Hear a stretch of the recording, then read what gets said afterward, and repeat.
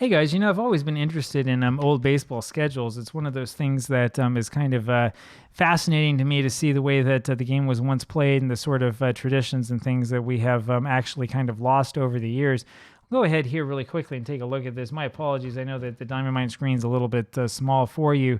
Remember that we're playing with the as scheduled schedule, not the actual as played schedule. And so you would think initially, right, that we wouldn't have so many double headers because there's not really a need to schedule a lot of double headers, but you would think wrong, right? So if you go through the schedule here, we can see there's not, at least in May here, there's not a whole bunch of double headers throughout the week, Monday even through Saturday. Sunday is the day where you would have them, and not every town would have them. Most towns, though, would. But this is interesting, right? So May 29th, you got 3 different doubleheaders. Cleveland and then the Cubs and the Phillies all hosting doubleheaders that day. This day, though, would probably count as your Memorial Day, and every single team is involved in doubleheaders on Memorial Day, something that I don't think that we have anymore, do we? And that actually kind of officially ushers in the summer. And so when we start looking around into June, we'll see our normal Sunday doubleheaders. But as we start pushing through a little bit later through the season, we see some interesting things happen. Yeah, right here, starting June 17th, you see scheduled doubleheaders. So here's the White Sox or Red Sox with a scheduled doubleheader middle of the summer on a Friday, which is pretty interesting. And here's another one, Browns of the Yankees, June 22nd, a Wednesday scheduled doubleheader, right? So pretty interesting stuff. I'm not entirely sure what prompted that to happen. I'm assuming there's something that has to do with like maybe train schedules, travel schedules, or the like. Go over here to July 4th, as you would predict, there's doubleheaders for every team on July 4th, which is, a big holiday. And that's one of the things that can kind of serve as a predictor. Here's your All-Star break, the 11th through the 14th, or 11th through the 13th, I should say. And then you start seeing more Sunday doubleheaders. So July 17th is a Sunday where every single team has a doubleheader and plays against each other. And so it's pretty interesting stuff to look at. It's kind of makes me ask the question, what is it that changed and exactly why is it that we don't have that anymore these days? Now, I do know that one thing that has changed is the players have much more say because of the strength of the players' union in when they play and when they don't. And as you can imagine, players are not exactly thrilled with the idea of having, doubleheader and then having to play another game and having to travel right away, or having, a doubleheader on the day before your getaway day for travel, right?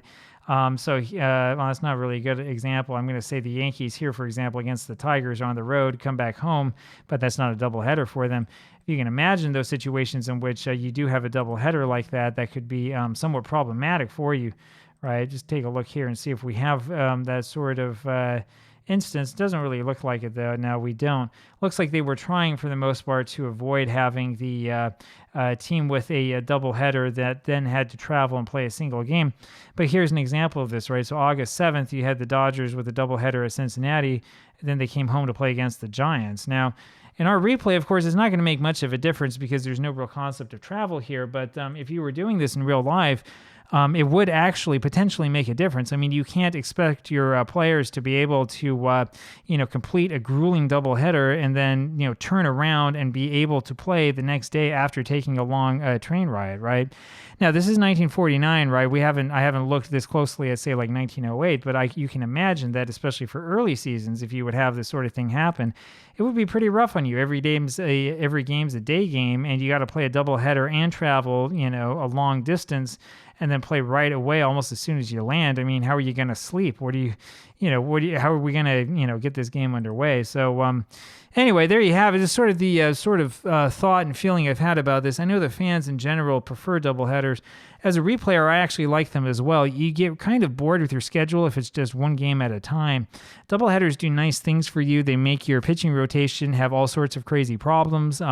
They'll get your guys good and fatigued, assuming that your game actually has a fatigue system, and I know some don't. It helps, move the standings along as well, because you have suddenly 2 games added to a team's win column or subtracted, added to the loss column that can really push things forward in your season. So it's the way that I sort of feel about it, kind of my ode to the scheduling of doubleheaders. It's kind of a relic of the past. We're not going to see very many of those in the future, and when we do, they'll almost certainly be planned, double entry doubleheaders. I presume that most of these doubleheaders we see were that way. They were scheduled to be, 2-ticket doubleheaders instead of single ones. And so it is. It's a relic of the past, I know. But one of those things that probably would be nice to see, at the very least, maybe we could stop starting the season at the beginning of April and ending in October. So there you have it. Love to know what your thoughts are. Talk to you later. Bye.